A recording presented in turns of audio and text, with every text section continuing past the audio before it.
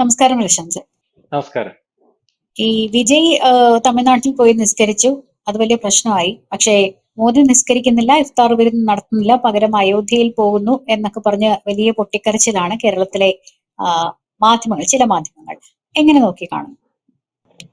അതിപ്പം വിജയ് നിസ്കരിച്ചെന്ന് പറഞ്ഞിട്ട് മോദി നിസ്കരിക്കണമെന്നുണ്ട്. അത് മോദി ഇല്ലേ തീരുമാനിക്കേണ്ടത്.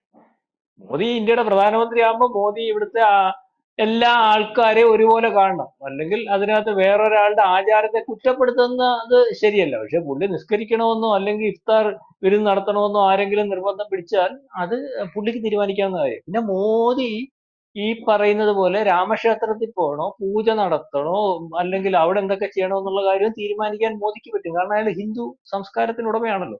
അപ്പൊ അതിനാരെങ്കിലും അമ്പലത്തിൽ വിളിച്ച് ഏൽപ്പിച്ചിട്ടുണ്ടെങ്കിൽ അത് അദ്ദേഹം ചെയ്യുന്നതിന് തെറ്റില്ല. ഇഫ്താർ വിരുന്ന് നടത്തണം, അത് വിജയ് നടത്തിയത് കണ്ടുപിടിക്കൂ, അതുകൊണ്ട് മോദി നടത്തണം എന്നൊക്കെ പറഞ്ഞുകൊണ്ട് ആരെങ്കിലും ഒക്കെ ചർച്ച ചെയ്യുന്നുണ്ടെങ്കിൽ വിജയ്ക്ക് നടത്താൻ സ്വാതന്ത്ര്യം ഉണ്ടല്ലോ.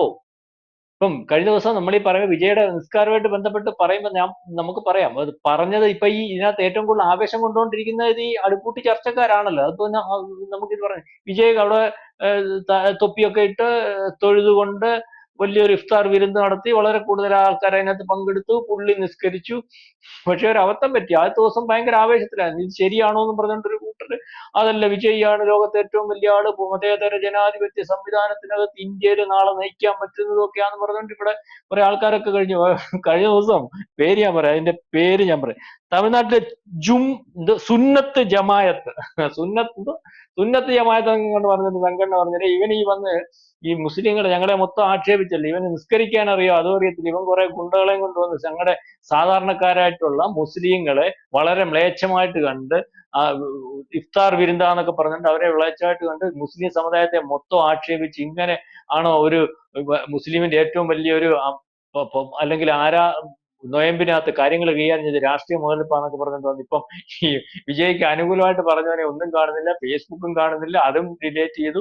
ഈ പറയുന്ന യൂട്യൂബിനകത്തുള്ള സംവിധാനങ്ങൾ വളരെ കൂടുതലായിട്ട് ഡിലേറ്റ് ചെയ്ത് മുന്നോട്ട് പോകുന്ന ഒരു സമയത്താണ് നമ്മുടെ ഇവിടെ സമാധാന കാംക്ഷികളായിട്ട് 3 പേരാ. ഒന്ന് ദാവൂദ്, മെയിനായിട്ട് ഈ ജമാഅത്ത് ഇസ്ലാമിയുടെ ഒരു നേതാവാണല്ലോ, മീഡിയ വണ്ണിനകത്ത് വൈകിട്ട് അടുപ്പൂട്ടി ചർച്ച. പിന്നെ ഒരു അജിൻസ് എന്ന് പറയുന്ന ഒരാളുണ്ട്. പിന്നെ ഒരു നിഷാദ് റാവുത്തർ. ഈ ദാവൂദും അജിൻസിന്റെ ഒരു പ്രത്യേകത എന്ന് പറഞ്ഞാൽ അവർ ഈ വർഗീയതയുടെ ഏത് തലം വരെ, അല്ലെങ്കിൽ വർഗീയ വിഷം വയ്ക്കാൻ ഏത് തലം വരെ എത്താമോ ആ തലത്തിന്റെ അങ്ങേയറ്റം എത്തിയിട്ട് സംസാരിക്കുന്ന ആൾക്കാരായി ഇവൻ ഈ ദാവൂദ് എന്ന് പറയുന്ന ആള്, പിന്നെ അജിൻസ് എന്ന് പറയുന്ന ആള്, പിന്നെ ഈ റാവുത്തർ എന്ന് പറയുന്ന ആളെ ഉള്ളി ഇതിന്റെ ഇടയ്ക്ക് നിന്ന് കുറച്ച് മാനിട്ട് പുള്ളിക്ക് കഴിഞ്ഞ ദിവസം സങ്കടം വന്നു. എന്നാലും അത് കണ്ടു, വിജയ് കാണിക്കുന്നത് കണ്ടു, ഈ മോദി അത് കണ്ടു പഠിക്കണ്ടയോ?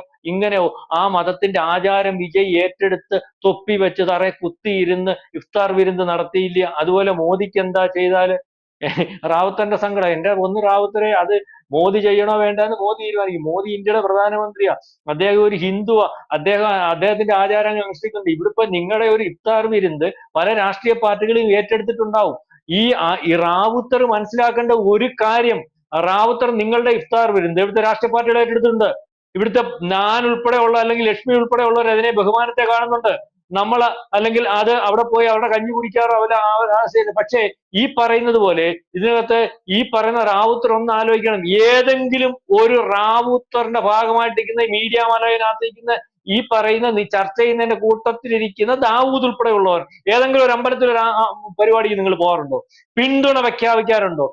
ഈ പറയുന്ന മുസ്ലിം ലീഗിന്റെ നേരത്തെ ഇരുന്ന പല മന്ത്രിമാരും വിളക്ക് കത്തിക്കുന്ന കാര്യത്തിനകത്ത് വിഷയം ഉണ്ടാക്കിയിട്ടുള്ളത്. വേറെ ഏതെങ്കിലും ക്രിസ്ത്യാനിയുടെയോ ഹിന്ദുവിന്റെയോ ജൈനന്റെയോ മുസ്ലിമിന്റെയോ ഏതെങ്കിലും ഒരു ആചാരത്തിനകത്ത് പങ്കെടുക്കുന്നതിന് ഈ പറയുന്ന കരഞ്ഞ ദാവൂദിന്റെ ഭാഗമായിട്ടിരിക്കുന്ന അല്ലെങ്കിൽ ഇവിടുത്തെ SDPIക്കാരന്റെയും PFIക്കാരന്റെയും അല്ലെങ്കിൽ മുസ്ലിം സംഘങ്ങളുടെയും ഭാഗമായിട്ട് ആരെങ്കിലും തയ്യാറാവുന്നുണ്ടോ? എനിക്ക് താല്പര്യം, അല്ലെങ്കിൽ ഇവിടെ നടക്കുന്ന വളരെ കൂടുതൽ ആൾക്കാർക്കും താല്പര്യമാണ്. അവരുടെ നൊയമ്പിന് പോകണം, ഇവിടുത്തെ ഉത്സവത്തിന് പോകണം, ഇവിടുത്തെ ശ്രീകൃഷ്ണജയന്തിക്ക് വരണം, ഇവിടുത്തെ ദുർഗാപൂജയ്ക്ക് വരണം, ഇവിടുത്തെ അല്ലെങ്കിൽ ഗണേശോത്സവത്തിന് വരണം, മുസ്ലിം വന്ന് അവിടെ നടത്തണം, അമ്പലത്തിൽ വന്ന് തൊഴണം, അമ്പലത്തിലെ ആചാരം അംഗീകരിക്കണം. പറ്റുവോ? പറ്റത്തില്ലല്ലോ. അങ്ങനെ എവിടെയെങ്കിലും കണ്ടിട്ടുണ്ടോ? ഇത്രയും നാളെ കണ്ടിട്ടില്ലല്ലോ. ഈ ദാവൂദ് ഈ പറയുന്ന ഇന്ത്യയുടെ പ്രധാനമന്ത്രി ഇവിടെ പല മുസ്ലിം ക്ഷേത്രങ്ങളിലും ലോകത്ത് പോയിട്ടുണ്ട്, അല്ലെങ്കിൽ അതിന്റെ ആചാരങ്ങൾക്കകത്തൊക്കെ പങ്കെടുത്തിട്ടുണ്ട്. പിന്നെ നിങ്ങൾ കാണുന്നത് പോലെ ഗോഷ്ഠി കാണിക്കാനൊന്നും അദ്ദേഹത്തെ കിട്ടത്തില്ല. അദ്ദേഹം ഇവിടെ അധികാരത്തിൽ വന്നത് ഈ പറയുന്ന ഇപ്പൊ കിടക്കുന്ന കുറി അന്നും അങ്ങയുടെ നെറ്റിക്കുണ്ടായിരുന്നു. ഹിന്ദു സംസ്കാരത്തെ ഉയർത്തിപ്പിടിച്ചാ വന്നിട്ടുള്ളത്. പക്ഷെ നിങ്ങള് അതിനെ വേർതിരിച്ച് കാണിക്കുന്നതിന് വേണ്ടി മീഡിയ മലയാളം ഉൾപ്പെടെയുള്ള ചാനലുകൾ തയ്യാറായി. എന്ന് വെച്ചാൽ അദ്ദേഹത്തിന്റെ ഹിന്ദു സംസ്കാരം എന്ന് പറഞ്ഞാൽ, അദ്ദേഹം ഊറ്റം കൊള്ളുന്ന സംസ്കാരം എന്ന് പറഞ്ഞാൽ ഇന്ത്യയുടെ സംസ്കാരം, ഇന്ത്യക്കകത്ത് നിൽക്കുന്നവനെ മൊത്തം ഹിന്ദുവായിട്ടാണ് കാണുന്നത്. പിന്നെ പുള്ളിയുടെ ആചാരത്തിന്റെ ഭാഗമായിട്ട് പുള്ളി ചിലപ്പോ കാവിയായിരിക്കും പുതയ്ക്കുന്നേ, കുറിയായിരിക്കും തുറന്നത്. അദ്ദേഹം ഹിന്ദു ആയിട്ട് ജനിച്ച് വളർന്ന് വന്ന സംസ്കാരമാണ് അത്. അതിനകത്ത് കിടന്ന് അല്ലെങ്കിൽ പേടിപ്പിച്ചപ്പെടുന്നതും പേടിച്ച ആളല്ലല്ലോ. അല്ലെങ്കിൽ ആ രീതിയിൽ അമ്പലത്തെ ആരതി ഒഴിഞ്ഞും ഇവിടെ ഈ പറയുന്ന ശ്രീരാമ ക്ഷേത്രം അയോധ്യയിൽ വേണമെന്നും ഒക്കെ പറഞ്ഞു നിന്ന് വളരെ കൃത്യമായിട്ട് ഇവിടുത്തെ ഇന്ത്യയിലെ പല നേതാക്കന്മാരും അത് ഭയന്നപ്പോൾ അതിന്റെ മുമ്പിൽ നിന്ന് അതിനെ നയിച്ച് ആദ്യവും ഇപ്പോഴും നാളെയും അധികാരത്തിൽ വരാൻ നിൽക്കുന്നതാ. അതുകൊണ്ട് ഇഫ്താർ വിരുന്നിന് പോയില്ലെന്ന് പറഞ്ഞിട്ട് മോദിക്ക് ഏതാണ്ട് സാധിച്ചും കളയും, അല്ലെങ്കിൽ മോദി ആ കാണിക്കുന്നത് ശരിയാണോ എന്നുള്ള രീതിയിലൊക്കെ ഒരു ഉരുത്തിരിവൽ ഉണ്ടാക്കി എന്തെങ്കിലുമൊക്കെ സാധിക്കാമെന്ന് വിചാരിച്ചിട്ടുള്ള റാവുത്തറിന്റെ ദിവാസ്വപ്നമാത്. മോദി അടുത്തങ്ങ് നടക്കത്തില്ല, യോഗി അടുത്ത് നടക്കത്തില്ല ഒന്നും. കാരണം ഇത് മൊത്തം കണ്ടതാ. ഇതുപോലെ 1000 റാവുത്തർമാരെയും 1000 ദാവൂദന്മാരെയും ഒക്കെ കണ്ട് കൈകാര്യം ചെയ്തുകൊണ്ട് പോകുന്ന ഒരവസ്ഥയാണ്. അതുപോലെ വേറെ ചില കാര്യങ്ങൾ കണ്ടില്ലേ, ഓരോ ദിവസവും ഓരോരുത്തർ.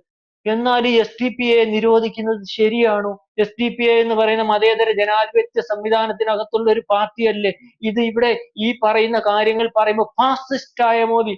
ഇത് ആരാ നിങ്ങൾ ഈ കാണിക്കുന്ന തോന്നിവാസം? ലോകത്തെ ആര് കാണിച്ചാലും തോന്നിവാസം കാണിച്ചാൽ ഇവിടെ ഒരു രാജ്യത്തിനകത്ത് അതെങ്ങനെയാ കാണിക്കുന്നത്, എവിടാ കാണിക്കുന്നത് എന്നൊക്കെ പറഞ്ഞിട്ട് കണ്ടുപിടിച്ചുകൊണ്ട് ഇരിക്കുന്നതിന് വേണ്ടിയുള്ള ഒരു ഏജൻസി ഉണ്ട്. അത് 2014 ശേഷം ആ ഏജൻസിയുടെ ഒരു ഗുണം എന്ന് പറഞ്ഞാൽ ഇവിടെ ഇന്ത്യ ഭരിക്കുന്നവർ ഇന്ത്യയുടെ താല്പര്യത്തിനനുസരിച്ച് നിൽക്കുന്ന ഭരണാധികാരിയാണ്. അപ്പൊ ആ ഏജൻസിക്ക് ബലം കൊടുത്തു, സ്വാതന്ത്ര്യം കൊടുത്തു. ആര് കുഴപ്പം കാണിച്ചാലും ഹിന്ദു ആയാലും മുസ്ലിം ആയാലും ക്രിസ്ത്യാനിയായാലും രാജ്യദ്രോഹിയാണ് പിടിക്കാൻ പറഞ്ഞു. അങ്ങനെ പിടിച്ചപ്പോഴൊക്കെ പിടിച്ചു വന്നപ്പോൾ ഏറ്റവും കൂടുതൽ എണ്ണത്തിൽ പരിശോധിക്കുമ്പോൾ അത് PFI കാരനാ. എണ്ണത്തിൽ പരിശോധിക്കുമ്പോൾ അത് SDPI കാരനാ. ഈ രാജ്യദ്രോഹ കുറ്റം ഏറ്റവും കൂടുതൽ നടത്തിയിട്ടുള്ള അവനാ. അതുകൊണ്ടാ അവനെ പിടിച്ച് ജയിലിട്ടേക്കുന്നേ. നിങ്ങൾ എത്ര കോടതി പോയി? ആ കോടതിയിലെല്ലാം നിങ്ങൾക്കെതിരെ ജാമ്യത്തിൽ നിങ്ങൾ ഈ കോടതിയോട് ആവശ്യപ്പെട്ടില്ലേ, നിങ്ങൾ ഈ പറയുന്നത് പോലെ ശരിയാ, ഞങ്ങളുടെ ആൾക്കാർ കുഴപ്പക്കാരല്ല മറ്റേ മറിച്ചാന്ന്. അവിടെ കൊടുത്ത ഡോക്യുമെന്റ് നോക്കിയിട്ട് ഇവിടെ ഒരുപക്ഷെ NIA കാരൻ ഇവനെ വിട്ടേക്കാൻ പറഞ്ഞാൽ പോലും ഇപ്പൊ കോടതി വിടത്തില്ല, അവനെ അവിടെ വിട്ടേക്കണമെന്നാണ് പറഞ്ഞേക്കുന്നത്. പുറത്ത് 2 കല്ല് എടുത്ത് വെക്കണമെന്ന് എനിക്കൊന്ന് ഇപ്പം പല കോടതിയിലും ഇത് വായിച്ചിട്ട് ഈ ജഡ്ജിമാരൊക്കെ പറയുന്നത്. കാരണം ആ രീതിയിലുള്ള അഹങ്കാരമാ ഈ ഇന്ത്യ മഹാരാജ്യത്ത് കാണിക്കാൻ വെച്ചിരുന്നത്, അല്ലെങ്കിൽ ഇവിടെ ചെയ്യാൻ വെച്ചിരുന്നത്. അതിന് തെളിവുകളുമായിട്ടാണ് കൊടുത്തത്.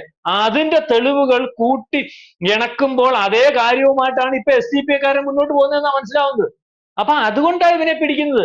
ഇവിടെ നമുക്കറിയത്തില്ല ആരാ നമ്മളെ ഇവര് പറയുന്നത്. ഇവിടെ ഒരു സ്വാതന്ത്ര്യമില്ല, വാസിഷ്ഠാന്നൊക്കെ പറയുന്നത്. എന്റെ പൊന്നെ, ഈ പറയുന്ന പിണറായി വിജയനെ വിളിക്കുന്ന തന്തയ്ക്ക് കണക്ക് വല്ലതും ഉണ്ടോ? മോദി ആണെങ്കിൽ രാവിലെ തൊട്ട് വൈകുന്നേരം വരെ ഇവിടെ വിളിക്കുന്ന അച്ഛന് വിളിക്കുന്നതും അല്ലെങ്കിൽ തന്തയ്ക്ക് വിളിക്കുന്നതും കണക്കുണ്ട്. ഇതുപോലെ സ്വാതന്ത്ര്യം ഉണ്ടോ? തന്തയ്ക്ക് വിളിച്ചിട്ട് പോട്ടെ, അത് രാജ്യത്തിന് കുഴപ്പം വരുന്നില്ല. അതേ രീതിയിൽ ജനാധിപത്യ സ്വാതന്ത്ര്യമുള്ള ഒരു രാജ്യമായത്. എന്നിട്ട് ഇവര് പറയുന്ന ഇവിടെ രാജ്യത്തുള്ള ഫാസിസ്റ്റ് നടക്കുന്നതെന്ന് നമുക്കറിയത്തില്ല. എന്തെല്ലാം പ്രകടനങ്ങൾ ഒരു ദിവസം ഇന്ത്യ മൊത്തം നടക്കുന്നു, കേരളത്തിൽ എന്തെല്ലാം നടക്കുന്നു. ഇതിനകത്തെല്ലാം ആളിനെ പിടിച്ചോണ്ട് പോകുന്നുണ്ടോ? ആളിനെ പിടിച്ചോണ്ട് പോകുന്നില്ല, അത് അവരുടെ പ്രതിഷേധം. അത് അല്ലെങ്കിൽ മോദിക്കെതിരെ ആണെങ്കിൽ മുദ്രാവാക്യം, പിണറായിക്കെതിരെ ആണെങ്കിൽ മുദ്രാവാക്യം, അല്ലെങ്കിൽ VD സതീശനെതിരെ ആണെങ്കിൽ മുദ്രാവാക്യം. അവർ പ്രതിഷേധിക്കുന്നു. അതിന്റെ പുറകിൽ ഒരു അജണ്ട ഇല്ല.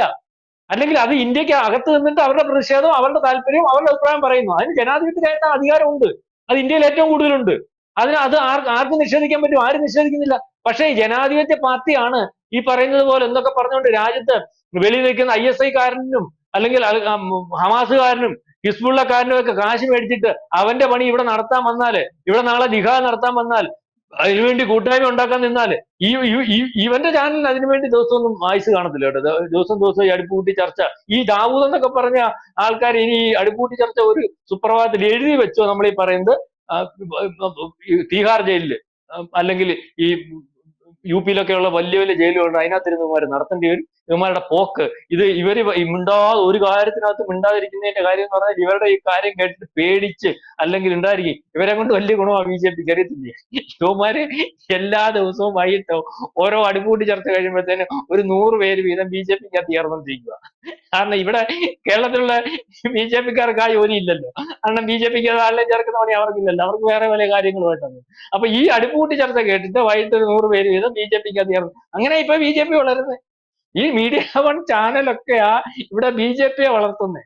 അല്ലാതെ BJPക്കാർക്ക് നമ്മുടെ കേരളത്തിലെ BJPക്കാർക്ക് അവർക്ക് വേറെ ഇതിനകത്ത് അത്യാവശ്യം മുക്കത്തില്ല. അവർക്ക് വേറെ പല കാര്യങ്ങളുണ്ട്. പിന്നെ സമയം കിട്ടുന്നു അത്യാവശ്യം BJPക്ക് വേണ്ടി പണി ചെയ്യുന്നുള്ളതല്ലാതെ വേറെ കാര്യമൊന്നുമില്ല. അപ്പം ആ രീതിയിലൊക്കെ കാര്യം. അപ്പൊ ഞാൻ ഈ പറഞ്ഞു വന്നത് വിജയ് എന്തെങ്കിലുമൊക്കെ നടത്തി. വിജയ് എന്ന് പറഞ്ഞാൽ അദ്ദേഹത്തെ പറ്റി ഇപ്പൊ ഞാൻ വ്യക്തമായിട്ട് പറയുന്നില്ല. അദ്ദേഹത്തിനെതിരെ നമ്മുടെ ഈ ആം ആദ്മി പാർട്ടിയുടെ നേതാവിന്റെ കൂട്ട് ഉള്ള ഒരു നേതാവാണെന്ന് പറഞ്ഞുകൊണ്ട് ചില അലിഗേഷൻസ് ഒക്കെ വരുന്നുണ്ട്. ഞാനിപ്പോ അത് വ്യക്തത വരുത്തി പറയുന്നില്ല. അത് കുറച്ചുകൂടെ ബോധ്യപ്പെട്ടിട്ട് വ്യക്തത വരുത്തി പറയാം. അദ്ദേഹത്തിന്റെ പുറകിൽ ചില അജണ്ടകളുണ്ട്. അദ്ദേഹത്തിന്റെ ഉയർത്തിക്കൊണ്ടുവരുന്നതിന് ചില ലക്ഷ്യങ്ങളുണ്ട്. അതിന്റെ പുറകിൽ ചില വെളിയിലത്തെ ചില രാജ്യങ്ങളുണ്ട്. അദ്ദേഹം ഉദ്ദേശിക്കുന്നത് ഈ പറയുന്ന ഈ മുസ്ലിം കൂട്ടായ്മയും വേറെ ചില കൂട്ടായ്മ, അതിപ്പം ഞാൻ വ്യക്തത പറഞ്ഞ അത് രണ്ടുമാണ് ഇപ്പം കേന്ദ്ര ഗവൺമെന്റ് ഏറ്റവും കൂടുതൽ നോട്ട് ചെയ്തുകൊണ്ടിരിക്കുന്ന, രാജ്യത്തിനകത്ത് നിന്നുകൊണ്ട് രാജ്യത്തെ അല്ലെങ്കിൽ ഛിന്ന ഭിന്നമാക്കുന്നതിന് ഒരു കൂട്ടായ്മയിൽ പോകുന്നതെന്ന് പറഞ്ഞ കേന്ദ്ര ഗവൺമെന്റ് സംശയം വന്ന് അതിന്റെ പുറകെ NIA ഒക്കെ നിൽക്കുന്നുണ്ട്. അതിന്റെ ഒരു ഭാഗമായിട്ടാണ് വിജയ് വരുന്നത്. വിജയ് ആ ഭാഗത്തേക്ക് വരുന്നത്, വിജയ് ഈ പറയുന്നത് പോലെ അറിയാമല്ലോ തമിഴ്നാട്ടിലെ ഒരു രാഷ്ട്രീയം, തമിഴ്നാട്ടിൽ ഈ പറയുന്ന തമിഴ്നാടിന്റെ പഴയ രാഷ്ട്രീയം പരിശോധിക്കുമ്പോൾ സൂപ്പർ സ്റ്റാറുകൾക്ക് വലിയ സ്വാധീനമുള്ള രാഷ്ട്രീയമാണ്. അപ്പം സൂപ്പർ സ്റ്റാർ ആയിട്ട് വന്ന് ഇപ്പൊ എല്ലാം നിർത്തി ഇനിയും അവിടെ ഭരിച്ചു പോകുന്നതിന് വേണ്ടിയുള്ള ഒരു രീതിയിലേക്കാണ് കാര്യം. പഴയതുപോലെ നടക്കുമെന്ന് എനിക്ക് അങ്ങനെ തോന്നുന്നില്ല ലക്ഷ്മി. കാരണം കുറച്ചൊക്കെ ബോധം വന്നിട്ടുണ്ട്. മാത്രവുമല്ല അവിടെ കാര്യങ്ങൾ ആൾക്കാരെ വളരെ താഴെത്തട്ടിൽ പോയി വ്യക്തത വരുത്തി പറഞ്ഞു കൊടുക്കാൻ കഴിയുന്ന ഒരു BJPയുടെ പ്രസിഡന്റാണ് അണ്ണാമലൈ. അപ്പൊ ആരുടെയും പണി പഴയ പോലെ നടക്കത്തില്ല. ടിവിയും മുറിവീടിയും ഒക്കെ കൊടുത്ത് ആൾക്കാരെ നിർത്തുന്ന ഒരു പരിപാടി ഇനി അങ്ങോട്ട് അത്ര കണ്ട് ഓടിപ്പോത്തില്ല. എന്നാലും കുറച്ചൊക്കെ അവർ നടത്തും. ഏതായാലും ഈ പറയുന്ന അണ്ണാമലൈ അല്ലെങ്കിൽ ഇഫ്താർ വിരുന്ന് നടത്തുന്നത് കണ്ടുകൊണ്ട് അടുപ്പൂട്ടി ചർച്ചക്കാരന് മോദിയെ കൊണ്ട് നടത്തിക്കാം എന്ന് വിചാരിക്കേണ്ട. മോദി ഇഫ്താർ വിരുന്ന് നടത്തണോ വേണ്ട എന്ന് മോദി തീരുമാനിക്കും. അപ്പൊ മോദിയെ ഫാസിസ്റ്റ് ആയിട്ട് ചിത്രീകരിച്ച് ഇഫ്താർ വിരുന്ന് നടത്താത്തത് കൊണ്ട് മോദിക്ക് വേണ്ട സംഭവിച്ച് കളയും അല്ലെങ്കിൽ സംഭവിപ്പിക്കുക എന്നുള്ള രീതിയിലുള്ള വർത്തമാനവും വേണ്ട. അതൊന്നും ഇന്ത്യയിൽ നടക്കത്തില്ലെന്ന് തെളിയിച്ചു വന്ന ഭരണാധികാരി തന്നെയാണ് മോദി. കൂടുതൽ വാർത്തകളും വിശേഷങ്ങളും നിങ്ങളിലേക്ക് എത്താൻ ABC മലയാളം സബ്സ്ക്രൈബ് ചെയ്യുക, ബെൽ ബട്ടണും അമർത്തുക.